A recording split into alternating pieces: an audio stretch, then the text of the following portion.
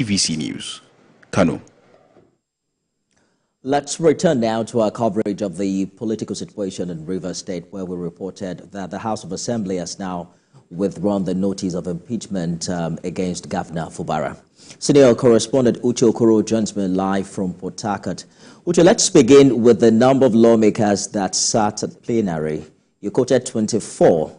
That number was 27 before. Part of the resolution is also that there will now be one sitting. Where are the other 4 lawmakers? By 4, I want to believe you're referring to the 4 who, I don't know if I should speak in past tense now, who were or are on the other side. I don't know if I should speak in past tense, given the fact that a resolution has been reached between the governor and the former governor. But if you're referring to the other 4 lawmakers, they were not present at that sitting. But as to why it was just 24 lawmakers, you know that one of the lawmakers is not in the country, as I mentioned before, on health grounds, and then a number of the lawmakers were also absent. But the crux of the matter is that the 24 lawmakers who signed the impeachment notice on the 30th of October are incidentally the same set of lawmakers who also signed the withdrawal of that same signed the notice of withdrawal of those proceedings. So that's exactly what transpired today on the floor of the House, a makeshift legislative chamber,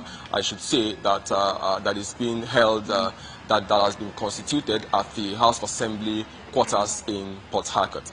24 lawmakers today held their plenary at that location.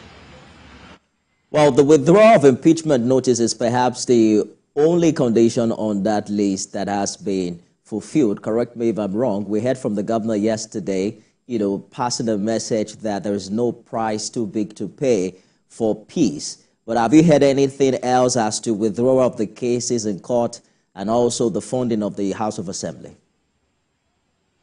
In terms of the withdrawal of a certain case in court, I believe that by evening, I would rather hold my barrels till later in the day to talk about that. Though I'm getting some feelers that there is a development at one of the courts, but the picture is not very clear yet. But I think by evening we'll get a clearer picture.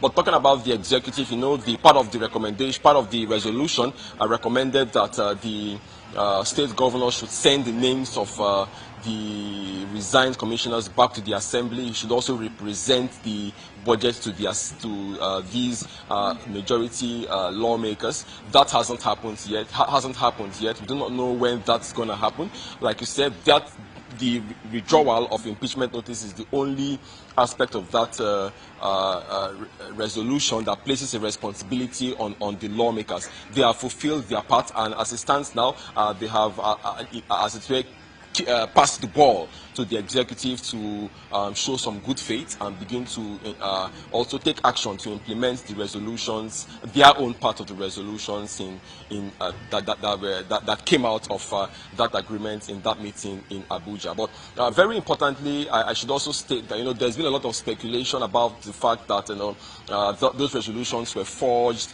There's been a lot of speculation about the fact that signatures of certain persons were lifted from one document and moved to another document and so on. But today the speaker addressed those issues, and he said he was categorical in his statement by saying that the governor was present, physically present, and he signed, and that the former governor was also there and he signed. So I think that in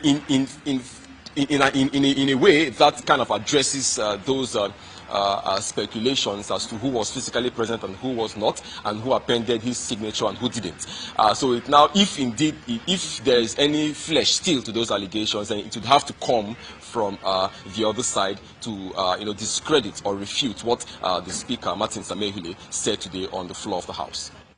The last time Edison was in the House, he was suspended. We look forward to see how that plays out in the coming days, particularly when you witness another plenary. Perhaps we'll be talking about that in another hour. Uche Okoro live for us.